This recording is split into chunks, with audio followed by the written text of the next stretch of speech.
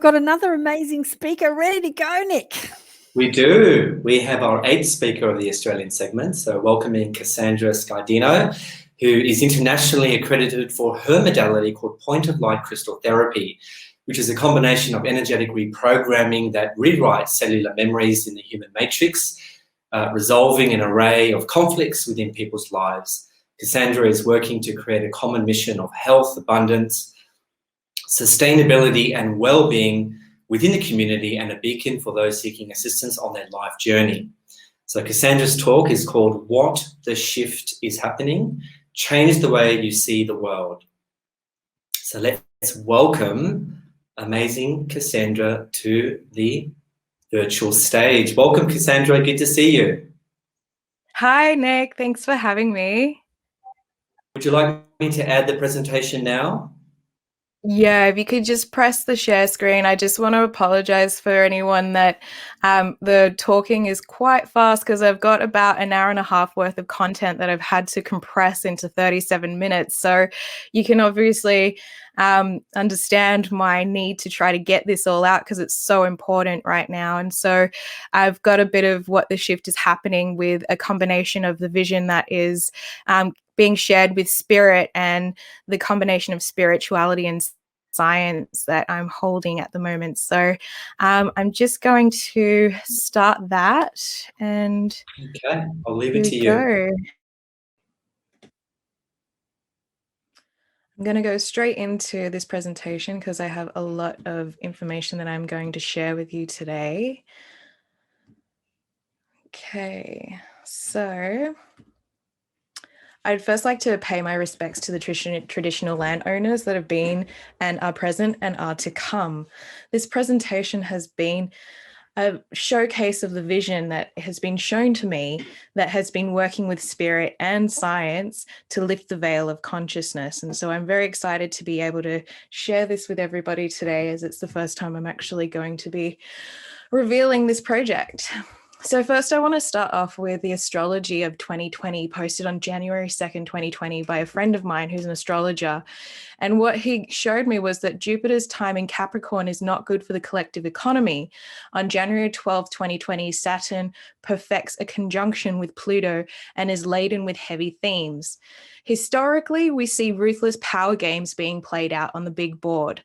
Last time the two conjoined was the beginning of the Reagan-Thatcher year and the start of the corporate takeover of culture. The time before that was the end of World War II, and the time before that was the outbreak of World War I. So I wonder what could be as unsettling as a world war. So what is this vision that I had? When it first came to me 7 years ago, at that time, the vision just came to me as a grid surrounding the most populated areas that would be lifted through the inside of these energies that are surrounding the grid. And so at this point, all I knew was that the ley lines were really important and that there was going to be some sort of necessity for us to use these ley lines in a gridding form.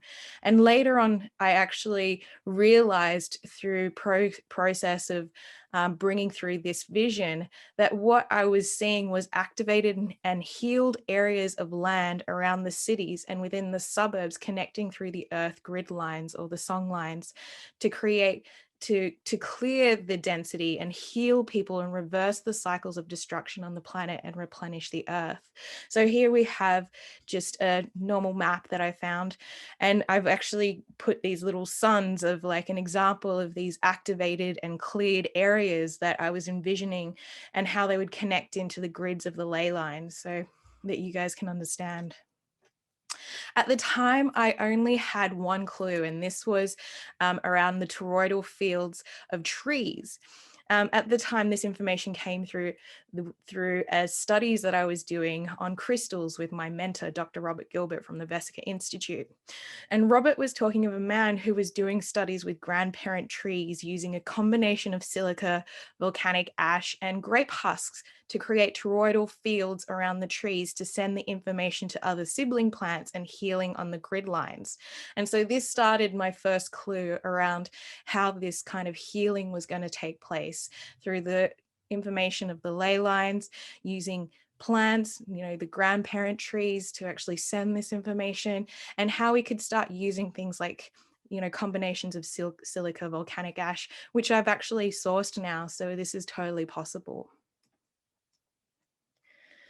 So what is the density in our fields? I think it's really important that we first understand what is it that we're talking about when we talk about density. So here we have a picture from a dowsing association, and what the dowser does is it picks up these ley lines, and these ley lines are all across the land, and they are vertical and horizontal. And so the natural earth grid lines that are already projecting harmful negative energies, they can affect the land. And this can be found where you can see all of these, areas that there's damage to growth of, say, a hedge over on the bottom. Then if you can move up a little bit, there might be an area on like some kind of road where there might be a lot of accidents that happen. And then you might see where there's this tree that's growing all warped, and it might have cancer in the tree. And this is another indication of a ley line on the earth.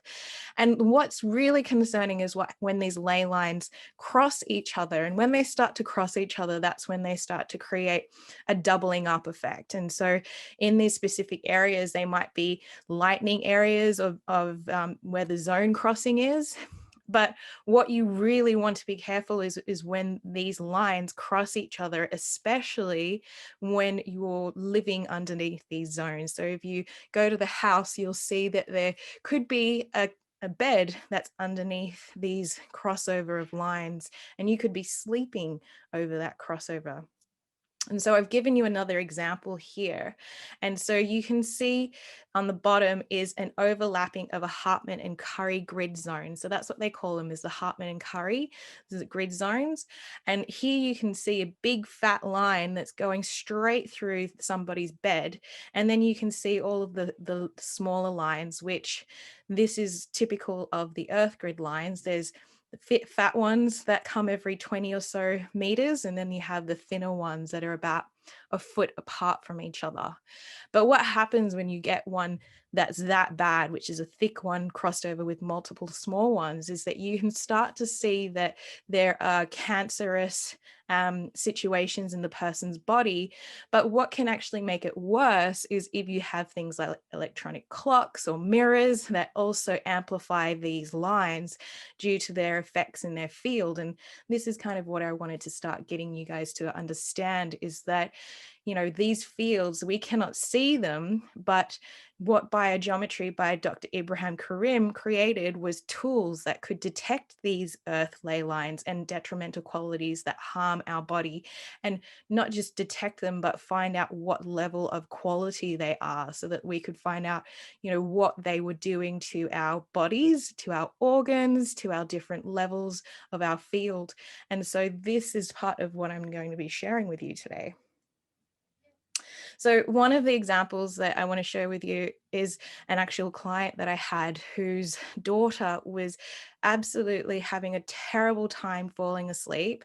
She actually was thinking that there might be a bad spirit in her house. And so she called me over so that I could do a clearing for any spirits. But I actually suggested that we do a clearing of any of the energy lines first to see what was happening. And sure enough, when we did the clearing, we found one of these fat lines going straight through her daughter's bed, which was a massive indication of why her daughter, who is less than 2 years old, wasn't able to sleep, because children are so much more sensitive to these lines than us adults, because as we grow older, we become less sensitive to them and we become accustomed to their resonance. And so what was happening with her daughter was that she was kicking and screaming and waking up to 7 times a night, just because she couldn't handle the frequency that this ley line was bringing through. So this was part of why I wanted to share with you the actual example of this ley line, and how sometimes we might not even realize that we're over these ley lines and what they could be doing to our body. Now, when I was saying to you that you know, having the ley lines is just one part of where we're starting with. Then we start to go into what actually adds extra disturbances to these lines. And that's when we start to see the effects of what things like, you know, pay TV dishes and power boards and smart meters that you can see around the home that will also be pumping into the field of these ley lines, especially if they overlap the detrimental ones. They will also be sending that energy into the home, into our bodies. And this is also a photo of something of my actually own home when I moved in, and I noticed that these were in the home, and I was waking up feeling so depleted, lethargic, having aches and pains in my body. And it wasn't until I actually corrected these that I actually had a change in my body. And so things like phone lines, cell towers, TV satellites, smart meters, and electricity plugs, especially near our head and near our bed when we're sleeping, are all contributing to extra energy in our field that has a negative effect. But then if you add in the home wireless devices like the iPads, the Wi-Fi modems, and the routers, the range extenders, who has a range extender in their house? Almost everyone. We've got the laptops, the speakers, the smartwatch, the Google Home, the gaming consoles, and more, all emitting radiation that affects your home. And they also affect the animals in your home. They affect the birds and the bees and the life outside of your home, because they're connecting in through all of these fields. And so they are pumping that energy through the energy lines. And what's kind of alarming is that on average, Americans have about 25 smart devices in their homes. So even if that wasn't bad enough, then you start to see where this is going down the rabbit hole with all of these home wireless devices, and now the 5G towers that are being placed around the globe and on these earth lines. So in an effort to spark this new technological revolution in hopes of, you know, surpassing the industrial revolution damages to the planet, we're actually unaware of the disastrous effects it's having on the Earth planet because of the radiations that are being sent through these wireless technologies and how they're connecting into these detrimental lines that we're living up on top of. But not only are we living on top of them, might I add, I'm not against technology and how it benefits humanity, but what we're not talking and taking into consideration is that the massive amounts of interference that is happening because of the fact that we live now in highly populated, you know, dense cities that have apartment blocks on top of each other that look beautiful, but then they're all emitting 25 or so, you know, wireless devices on top of each other that are then on top of ley lines that are then on top of electricity and 5G and, you know, all of these other things that are emitting into the field. And we are all absorbing that at the moment, which is why I'm here to talk about how this vision is so important. So if you are somebody that is aware of all of this, then you can start to see the canary in the coal mine that's coming up. Now, you know, we've put together all of those things. Now take into consideration on top of that, we have coal mining, fracking, polluting our water, nuclear energy, GMO, and how that affects the earth is all going into the fields. And you can start to see that this is not only just going into our fields, this is going into our bodies. And so we're dealing with a very serious issue. And not only is this a serious issue, but we are running out of time. So we kind of need a miracle, or we need to start putting our thinking caps and coming up with a really strong solution that can sort this out and get it done as quickly as possible. So what are we up against? If you have Netflix and you are interested in watching the latest David Attenborough Breaking Boundaries with the Science of Our Planet with the Professor Johan Rockstrom, it is really, really pivotal that we all get on board. And here are some of the findings that they share that we all need to be aware of. So this is what science has already concluded. Deforestation and other land use changes. The boundary that we had was to maintain 75% of the planet's original forest. Like, the forest is the lungs of this planet. And where we are today is we're already down to 62% of deforestation. So what has that already created when we've broken that boundary of, you know, where we should be at for us to keep this harmony state within the planet? The addition of phosphorus, nitrogen, and other elements to the world's crops and ecosystems. So the boundary was a worldwide use per year of about 11 teragrams of phosphorus and 62 TGs of nitrogen. And where we are today is up to 22 TGs per year of phosphorus and 150 TGs of nitrogen. So you can start to see all of these chemicals that are being placed into the land have already started to create these effects that we're seeing. Lost biodiversity as species become extinct. The boundary was to maintain 90% of biodiversity. And where we are today is biodiversity has dropped to 84% in parts of the world, such as Africa. And so we're seeing more and more species becoming extinct. And this is having drastic effects to the ecosystems. Climate change, the boundary atmospheric concentrations of carbon dioxide at no more than 350 ppms. And where we are today is a carbon dioxide level of at 400 ppm and climbing. So we are definitely hitting over these boundaries and seeing the climate effects and what they're doing.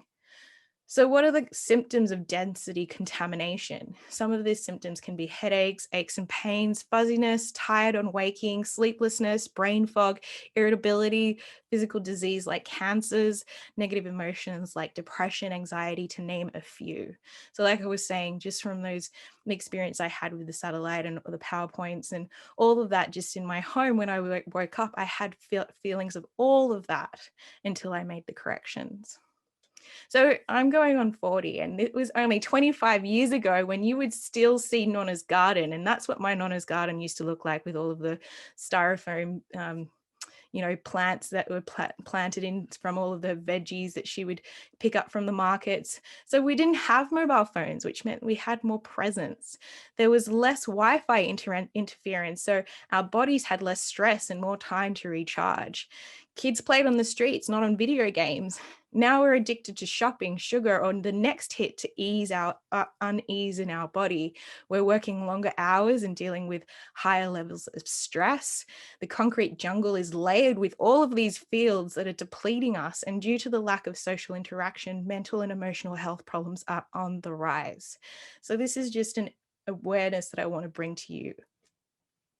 So I want to get into what are fields. In pranic healing created by Grandmaster Chokoku Sui, we learn the energy body is a replica of our physical body, so a macro of the micro. So what we see in the physical body, we see also in the energetic body. My first understanding of fields through healing the energy or aura started with becoming an energy healer in 2007.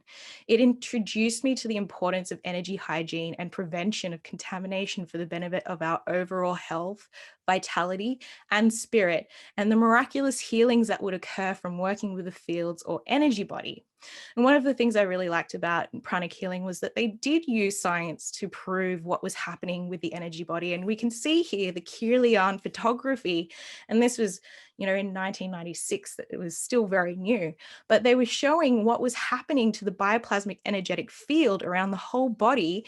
And basically, after this patient had a clearing with pranic healing, they started to see the results in their energy body. And for me personally, I have seen time and time again miraculous healings that have happened through energetic healing, but also just from the prevention of contamination from happening, which is what I've been doing a lot of, is learning how to use energy. So pranic healing uses energy transfer through the hands, like a modern form of shamanism, and anyone can do it. The energy body holds our trauma, but it also how we filter our reality through a cellular level to spirit level through resonance in our field. So you can see here on one side, we have a healthy aura, and that healthy aura is experiencing everything as a resonance that it's coming into action and reaction with. Whereas on the other side, you see this person's field has got, depletion, it's got holes, it's got all this contamination, and all of those are different effects of how the field has been contaminated. And what it starts to do is it starts to attract that same feeling or that same resonance in its body. So for somebody that doesn't know what a field is or how to identify with a field, if you're totally aware of whether you have one or not, you're in your field when you have that feeling when someone is watching you, because what's happening is you're aware through your field that there's somebody that's putting their attention on you. And what happens is energy, intention follows energy. And so the intention of that person is to look at you, and you can trial it out. You can stare at somebody, and sure enough, within a certain amount of, seconds, I highly doubt less than a minute, that person looks at you because they can feel you looking at them. And another way of understanding our field is like the way that you become aware of your car. If you've been driving for a long time, it becomes like this second skin, and it's kind of like the car becomes you, and you filter your actual field through the car. So that's just one way of understanding fields and how they show up in our life. So our life is an experience of everything we plugged into. Say we are like our iPhones, and everything that we interact with is the apps. So food, sleep, work, nature, and all these have ability to recharge or deplete us. So this is what our fields filter. Everything you put in, on, and around you is what we're experiencing. And this creates our resonance, consciousness, and emotions. So the thing is, now eating whole foods, organic, getting into nature, and sleeping well isn't enough to get what we need due to the tampering of these fields on so many different levels that I just explained to you. And that is what I'm here to explain, is how we can recharge not just ourselves, but the planet too. So I just wanted to show you this map of consciousness and the energetic frequencies that you can see here. And this is all going to come back again. So you can see enlightenment is the 700 to 1000. And then you can start to see the lower levels, which is 20, 30 to 50, which is the guilt, shame, apathy. And it's connected to humiliation, blame, despair, hopeless, evil, miserable energies. And so this is all something that I want you to consider. If there's fields that are creating that, what's contributing to those fields? So one of the people that I started following early on when I was getting into fields was Dr. Bruce Lipton, and how he was talking about the biology of belief and how cells they believed were the key to unlocking health. And so they thought, well, obviously our brain is what creates everything. So they looked in the cell to find the area that was the brain in the cell, and they pulled it out. But what they found was that the cell actually still lived on days after they pulled out the part that had the brain. And so what they realized was it wasn't the brain that was creating the cell. The brain part of the cell was just creating the blueprint, or the part of the cell that needs to create the organs or the, whatever it is that we replenish. But what was actually creating the cell was the interaction with the cell. So everything that we believe through our mind, everything that we connect into on a physical level, in our environments, in our emotions, was actually recreating the cell. And what was part of the cell's biology and the wisdom that the cells created. So our consciousness has a part to play in our fields, which is what I was coming to. And especially when it comes to mass levels of fear, like the 9/11, I wanted to show you some studies that came through. So there was a coherent consciousness and reduced randomness correlation on September 11, 2001. And so the Global Consciousness Project, the GCP, is an international collaboration of researchers studying interactions of consciousness with the environment. And the GCP maintains a network of random event generators located in over 40 host sites around the world. And these devices generate random data continuously and send it for archiving to a dedicated server in Princeton. constant. And so it's basically numbers 1010 that they would constantly be checking. And what they actually found was that 9/11 and global consciousness was actually connected. And so if you see here in the bottom, I think the data are pretty much indisputable in support of that we do interconnect, we interact, we're not isolated. The project's director, Roger Nelson, explains in the video on the organization's website, my consciousness inside my skull and yours extend out into the world and they intermix. So we're a little like neurons in a giant brain that we know nothing about. And so this was starting to help to explain these fields in a deeper awareness of how we're interconnected, which then kind of brought me into, okay, well, how do we connect then? And one of my teacher, Dr. Robert Gilbert from Vesica Institute, actually sent me this article when I started talking about magnetite, which I'm going to share a little bit more. But this actual article, the Urantia book, states that all organisms have a biologic sensitivity to the Earth's magnetic field, and that this sensitivity is right on the edge of human consciousness. At the time of its publication in 1955, scientists did not generally believe that biological organisms could have a mechanism that is sensitive to such a subtle electromagnetic field. Now, many migratory and non-migratory animals have been found to possess such sensitivity, and some researchers assert that human beings also can sense the Earth's magnetic field. So this is kind of talking about how, some animals like bees and birds, they have this internal navigational, compass, and that this was what they were starting to realize.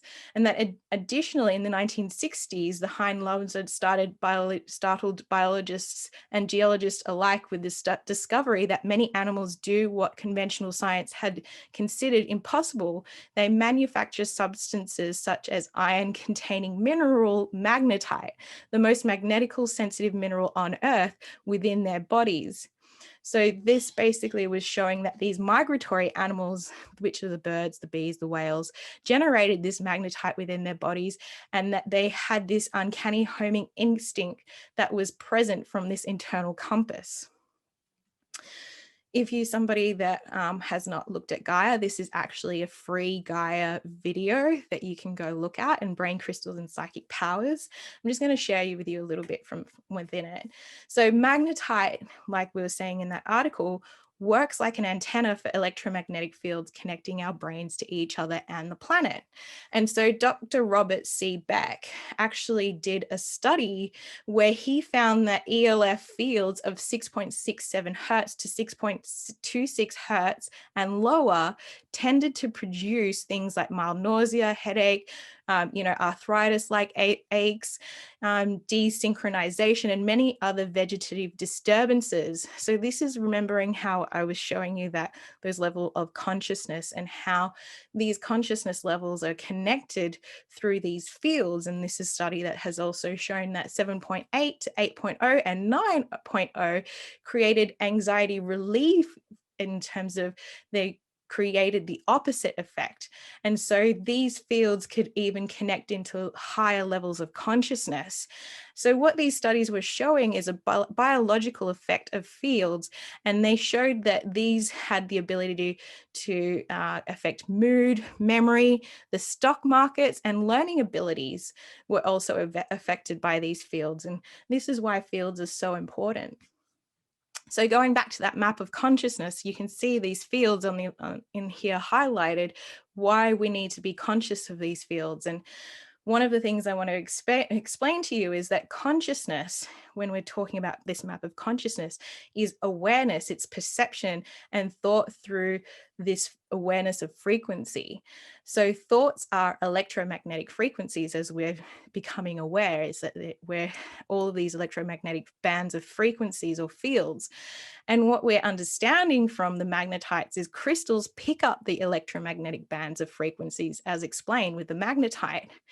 Now, if magnetite is a crystal and it picks up fields, quartz is a mineral composed of silicon and oxygen atoms, and quartz is the second most abundant mineral in Earth's continental crust. So we're basically all standing upon one massive crystal consciousness that is picking up these electromagnetic frequencies. And not only is it picking up these electromagnetic frequencies, it's plugged into all of these fields, and the fields that we're sending all of this information, not only from ourselves, which I believe is the whole basis of gratitude. When we send out an electromagnetic band of frequency or an energy in motion, then this gets picked up by the crust of the earth and then gets repeated to us. It gets sent back to us.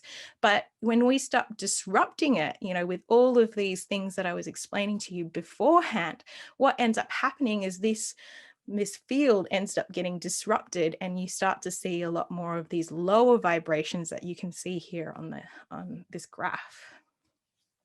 So in the Rosicrucian 4 levels model, they talk about how minerals, so crystals, are the one form that is the most solid and the least like the least able to change. And when I say change, it holds in its structure the physical body form and matter of its energy field. So it's the most suitable for holding a actual resonance or frequency as long as it's not tampered with, which is why, you know, I do a lot of work with crystals, and also why, you know, I'm such a believer of raw crystals and non-tampered crystals, because when you start to heat treat them and change their colors, and you're starting to break their matrix and their healing qualities.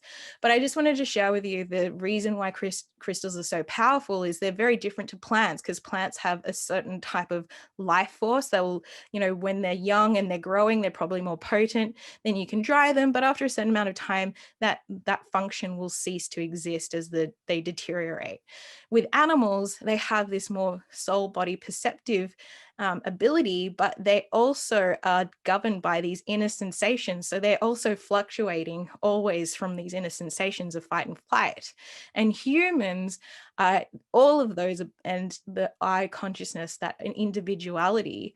And so we are, you know, that constant change and transformation that's happening. So it's really important that we're making sure that we're in resonance with things that keep us in a healthy state. But just going back to this, that's why minerals are so powerful, is that they hold that resonance and allow them to actually, you know, stay in that frequency. So BioWell is actually a machine that does a lot of studies on the resonance of the actual frequencies. And so what I wanted to share with you here is how this machine was picking up the fields. And so what it does is it picks up the fingers, and each single fingerprint actually connects into a different organ according to whatever it is that organ is on that fingertip. And when it sends an electric shock, it actually allows that shock to create an imprint. And then with that imprint, they can find out how much vitality is in the body. And so I started doing testing with people that were clients. And here you could see the first scan where this client has a lack of energy. And you can see how small the actual chakras are, or the average is the 3 joules. And so when I actually gave them certain vitamins, you can start to see that their bodies started to enhance themselves, and the energy within the chakras actually started becoming closer together and larger as well. And that's because these actually create certain types of fields. Minerals create support, vitamins create love, protein create nurturing, carbohydrates creates energy, and lipids create spiritual balance. And so one of the other things I did was washing with salt water, and the salt water also helped to enhance the body, but it also projected all of the chakras to one side, because one side has an external effect of what's creating in the body, and the left and the other side is more of an internal effect. So meditation, that's creating an effect on the body. And here we have the last actual study, which is where we've introduced crystals into a grid with the body. And you can see here the highest scale of awareness of bringing in higher levels of energy, and also bringing in an alignment. So the earth has a field, the trees have a field, everything on this planet is connected to these fields and life force.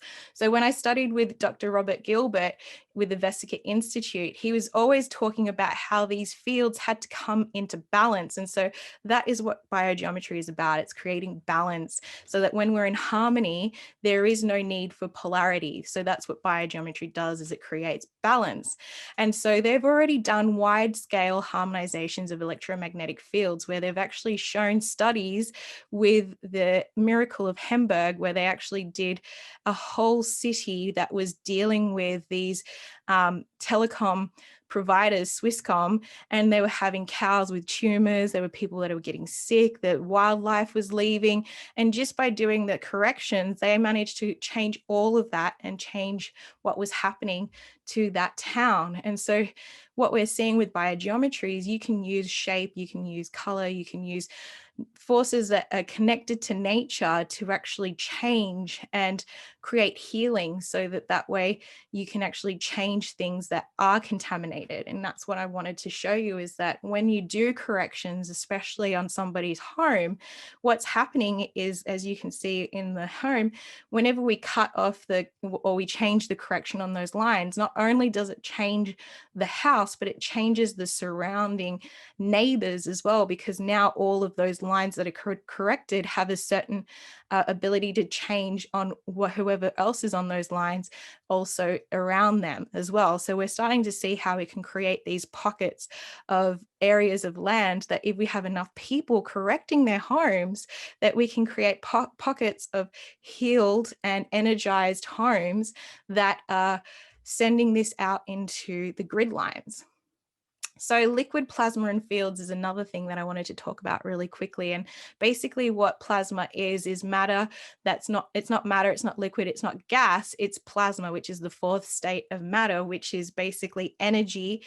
And it is also what we start to see as a fracturing through the heat that breaks up the atoms that form this gas. So when this happens, the electrons break free and they get excited and start emitting photons, and they're like small particles of light which illuminate everything. And as this happens, more electrons break free and the atoms bump into each other and create almost like a chain reaction. As these fields occur, they produce their own magnetic field, getting bigger and bigger, and they act as seas of electrons until you can eventually see plasma as like a ball of light. So these are basically plasma GANs that you can see, and they are created using the Kesh Foundation, which is from Mehran Kesh, who's been studying this for about 30 or 40 years. And he's basically saying conventional technology is no longer helping our planet. And so we need to use these fields in order for us to create the transformation that we need on this planet. And here we can see that you can use these we can use GANs in agriculture. And what they have is this is all free online, by the way. They've built machines that can save up to 16% on electricity, and where some people have been able to save up to 33% using these models. But what's really amazing is that they put these GANs into these lettuce farms that would normally during the midday heat have this wilting that would be happening with the lettuce. But with the actual GANs, what was happening is that 25 days later, instead of it being wilted, so this was the same harvest but a different crop, obviously, they were showing that these lettuces were absorbing these fields and had complete health. And so what I believe we can also be doing is putting in these plants to have these fields that can also be generating this energy in our homes and creating this field in our own homes.